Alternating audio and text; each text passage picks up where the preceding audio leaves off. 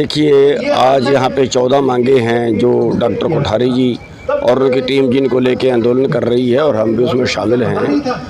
लेकिन सवाल ये है कि मांगे तो देश में बहुत सी हैं, एक किताब लिखी जा सकती है। सवाल ये है उनका हल क्या है।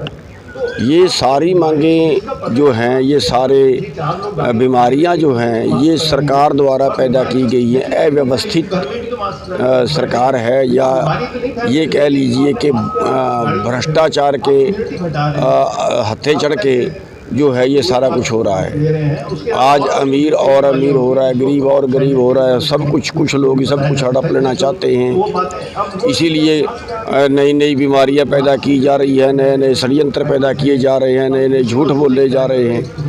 तो इन सब का जो इलाज है वो है कि अच्छे लोगों को सरकार में इंटर करना चाहिए। और दूसरा, जो हमारा लोकतंत्र का ढांचा है, पार्टी सिस्टम है, ये पार्टी सिस्टम ना हो कि व्यक्ति चुनाव हो। जैसे गांव में सरपंच का चुनाव, पंचायत का चुनाव होता है, उसी तरीके से संसद का और विधानसभा का चुनाव है। तो अब तो जो कोई भी जो नेता है वो अपने आका की गुलामी करता है, ना कि जनता की। अगर वो सिस्टम लागू हो जाए तब लोग जनता की गुलामी करेंगे, ना कि अपने नेता की। तो वो व्यवस्था बदलने की ज़रूरत है। और दूसरा, अच्छे लोग जब तक राजनीति में इंटर नहीं करेंगे, अब हम उनको गालियाँ तो निकालते हैं, लेकिन आप कहते हैं कि हम तो अराजनीतिक रहेंगे, हम तो राजनीति नहीं करेंगे। तो जब हम अराजनीतिक रहेंगे, जब अच्छे लोग, उसका इलाज बताने वाले लोग, जब एक डॉक्टर ये कहे कि ना इलाज से तो मैं दूर रहूँगा, बीमारी बता दूँगा, तो फिर बीमारी बताने से क्या फ़ायदा अगर वो इलाज नहीं कर सकता। तो इसलिए जितने भी हमारे आंदोलनकारी हैं उनको राजनीति में इंटर करना चाहिए। शांति स्वरूप, अध्यक्ष, दिल्ली ग्राम विकास पंचायत। आज दिल्ली के जंतर मंतर पे हम देख रहे हैं कि एक जन आंदोलन अनशन की बात की जा रही है और धरना प्रदर्शन मेरे साथ क्या मांगे हो और किससे मांगे? लगभग नहीं, सभी मांगे जो यहाँ पर जो धरने पर बैठे हुए लोगों की सामूहिक ये समस्या है जो आज पूरे देश के सामने है।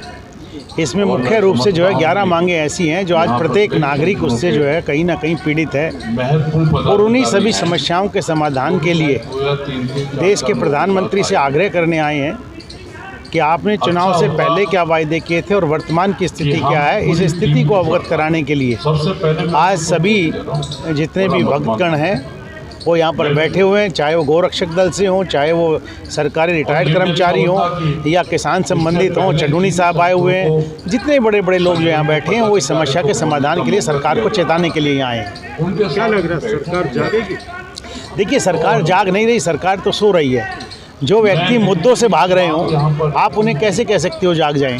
आज प्रशासन से लेकर आप जो है आंदोलनकारी जितने भी हैं वो सारे के सारे ये देख रहे हैं कि किस प्रकार से जो है मुद्दों को जो है उठाया जाता है और मुद्दों को दबाने का काम कैसे सरकार कर रही है। वर्तमान में आपने देखा होगा कि किसान जो लोग थे 13 महीने तक यहाँ पर जंतर मंतर से लेकर और पूरे देश के जो है हर एक बॉर्डर पर वो बैठे थे, और जब 3 कानून जो है वापस तो ले लिए गए, लेकिन उन तीनों कानूनों के पीछे जो मांग सरकार, जो देश के प्रधानमंत्री ने माफ़ी मांगी थी और ये कहा था कि मैं देश के लोगों से, किसानों से माफ़ी मांगता हूं, लेकिन उस समय एक बहुत बड़ी मांग थी, वो ये थी कि एमएसपी को लागू किया जाए।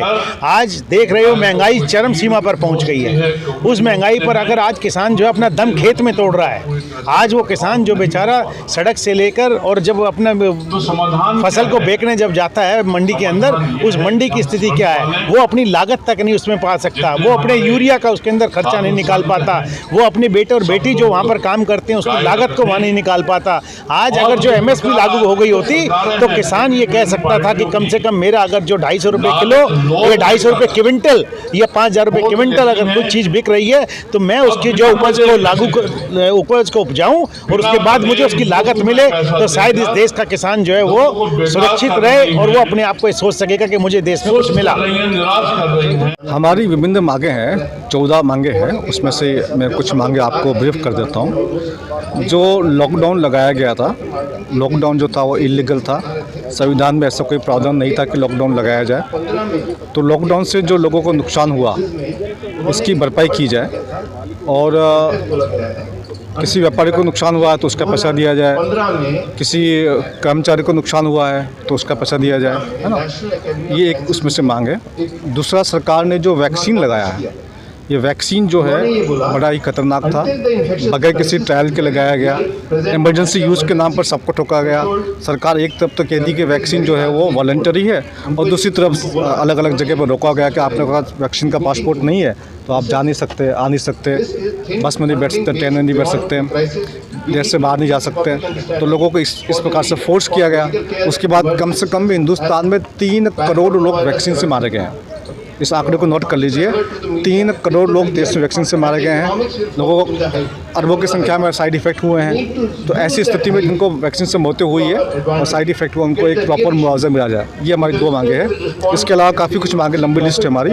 तो इन सबको लेकर के पहले हमने 30 अप्रैल को यहाँ पर दिल्ली के जंतर मंतर पर एक प्रोटेस्ट किया था। उसके बाद में 4 जून को अगला प्रोटेस्ट किया था। 2 प्रोटेस्ट किया, आज तीसरा प्रोटेस्ट है हमारा, है ना। हम सरकार को बराबर ये बताना चाह रहे हैं कि आप हमें हमारे सवालों का जवाब नहीं दे रहे हैं, या हमारी मांगों पे आप कुछ जवाब नहीं दे रहे, तो इन पे आप जवाब दीजिए। इसलिए हम बार बार यहाँ पर जंतर मंतर पे आ रहे हैं, ताकि सरकार को हम मजबूर कर सके कि भैया वो हमारी बातों को गंभीरता से ले और उनका कोई तो कोई जवाब हमें दे। यहाँ पर जो मुख्य मांग है वो जो वैक्सीन कोरोना टाइम पर यहाँ पर प्रयोग की गई थी, उससे जो ऐसी कुछ मौतें हुई जो एक प्रश्न चिन्ह बना हुआ है। अभी तक उसका कोई सॉल्यूशन नहीं हुआ। अकस्मात मौतों का कोई ऐसा प्रारूप नहीं बन के आया कि भाई ये मौतें क्यों हो रही हैं। ना कोई डॉक्टर, ना कोई सरकार, ना कोई समाधान। आपने देखा होगा अक्सर एक जवान लड़का और सही सलामत स्थिति में होता है और उसे अटैक पड़ता है और वो एक्सपायर हो जाता है। तो कहीं ऐसा तो नहीं कि ये वैक्सीन का साइड इफेक्ट हो। तो उसके लिए कई बार सरकार को लिखा भी गया, लेकिन ऐसा कोई वहाँ से जवाब नहीं मिला। तो उसके लिए भी एक प्रदर्शन है यहाँ पर कि जो लोग असमय मौत मारे जा रहे हैं उनको मुआवजा वगैरह देना चाहिए सरकार को, और वैक्सीन के बारे में सही जो जानकारियाँ थी वो सरकार को यहाँ पर देनी चाहिए। क्या लग रहा है?